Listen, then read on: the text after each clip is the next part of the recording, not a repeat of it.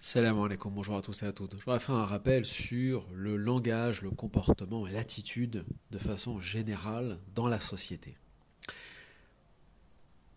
Je voudrais dire une chose très rapidement, ce qui fait entre autres que certains Français, beaucoup de Français, parfois, ont été, sont encore islamophobes ou racistes, c'est principalement en raison de votre comportement ou de votre attitude au quotidien. Je vous donne un exemple.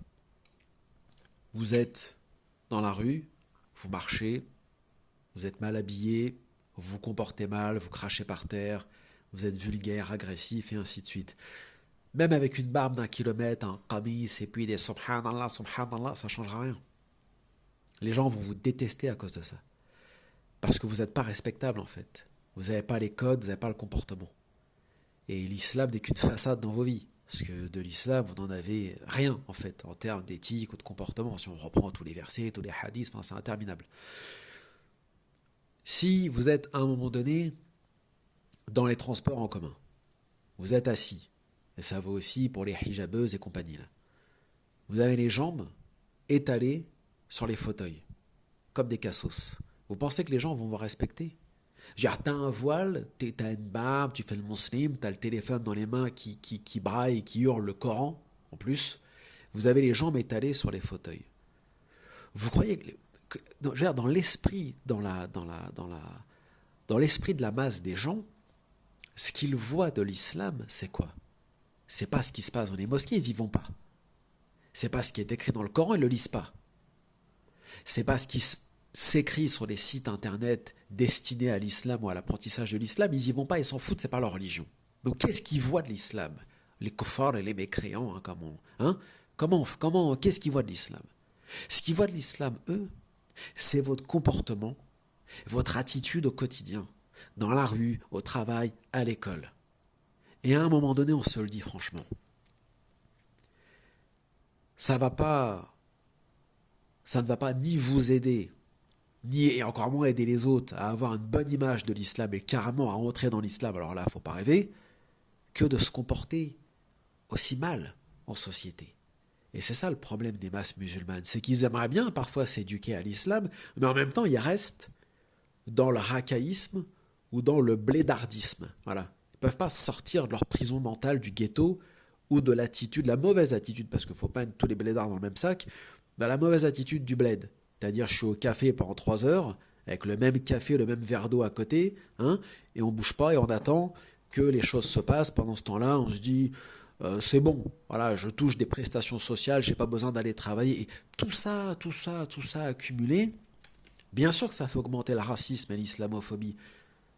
Puisque le Gaulois de base, il voit ça, qu'est-ce qu'il se dit? Il se dit, bah c'est bien l'islam, on fout rien, on fume du shit, on jette par terre, on crache par terre, on insulte les gens, on est agressif, on grille les feux rouges, délit de fuite, nanani. Enfin, la liste est interminable. Et c'est tous les jours, partout dans les faits divers. Vous avez des sites internet d'identitaires depuis 20 ans qui répertorient tous les délits et tous les crimes commis par des étrangers. Que ce soit des Français d'origine extra-européenne, que ce soit des gens avec un titre de séjour, ou que ce soit juste des sans-papiers, des demandeurs d'asile et ainsi de suite. Franchement, sur les 20 dernières années, je crois que les administrateurs de ces sites-là, ils pourraient très facilement écrire une encyclopédie du délit et du crime commis par ces gens-là en 10 tomes. Avec tout ce qu'ils ont répertorié. Et continuer à dire ça n'existe pas, c'est faux, c'est un discours d'extrême droite, c'est du racisme.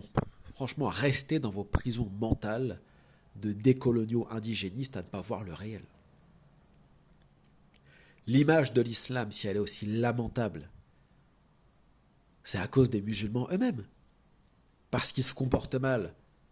C'est-à-dire, ils se réclament de l'islam. L'islam leur ordonne la discrétion, ils hurlent dans les rues. L'islam leur demande d'être hygiénistes, ils sont sales. Ils jettent par la fenêtre, ils jettent par terre, ils crachent par terre, ils crachent dans les tramways, les transports en commun, etc. L'islam leur demande de respecter la loi, ils ne veulent pas la respecter. Ils vendent du shit, etc. et ainsi de suite. Et il y a toujours un Harry Potter pour venir répondre ou dire à ce genre de vidéo là qu'on est en train de faire, mais c'est pas des musulmans, c'est pas l'islam, pas d'amalgame. Mais si on doit sortir de l'islam tous ces gens-là, bon à la limite je veux bien, hein, faisons le takfir, faisons l'excommunication, il va rester combien de musulmans en France? 10, 20, 30? Parce que c'est ça le réel quand même. Donc, à un moment donné, c'est sûr, on peut faire ça, et comme ça, nos problèmes sont réglés, on dira c'est un problème culturel d'immigration. Ce qui est vrai, bon, je pense que tout le monde le pense. Même le Gaulois de base sait très bien que être musulman ou musulmane pour de vrai, ce n'est pas cela, c'est pas possible. Mais si vous voulez, le Gaulois de base, lui, il n'est pas théologien, il ne connaît pas l'islam.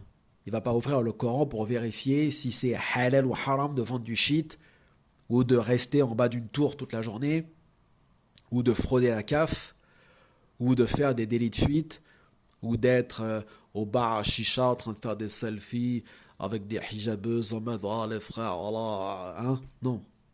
Lui, il n'a pas le temps de faire ça, parce que d'abord, lui, il travaille, il a autre chose à faire de sa vie, et ensuite, il connaît rien, ça ne l'intéresse pas. Et c'est bien normal, moi non plus, si j'étais pas musulman, ça ne m'intéresserait pas. Bref, tout ça pour dire, les gens ne rentrent pas dans la vie privée des autres ou dans les cœurs pour comprendre ou voir ce qui se passe. Ils s'arrêtent à ce qu'ils voient. Ils voient une femme voilée, un barbu ou un musulman, peu importe, clean, poli, courtois, sympathique, ils vont dire « Ah ben c'est bien, ils sont bien ces gens-là, c'est des gens bien, c'est des gens respectueux, respectables. » Et il y en a un qui va arriver dans la conversation qui va dire « Mais c'est normal, attention, il est musulman, très pratiquant. » Ah oui, tout à fait, tout à fait. C'est comme ça que ça marche. Et c'est comme ça que ça a toujours marché. Et c'est comme ça que ça marchera toujours. Les gens ne s'arrêtent seulement à ce qu'ils voient. Après, on pourra toujours dire, on n'y arrivera jamais parce qu'on sera toujours parasité par les racailles, les cassos, les mauvais migrants et ainsi de suite. Oui, peut-être. Sauf que dans l'esprit de la masse musulmane, c'est on n'est pas là pour plaire. Et puis, si les mécréants ne sont pas d'accord, ben, tant pis pour eux. Et là aussi, ça ne marche pas comme ça. Parce que si on est vraiment musulman, on doit avoir une attitude et un comportement de musulman. Alors il y en a plein, façon de parler, qui respectent et qui mettent en pratique cela.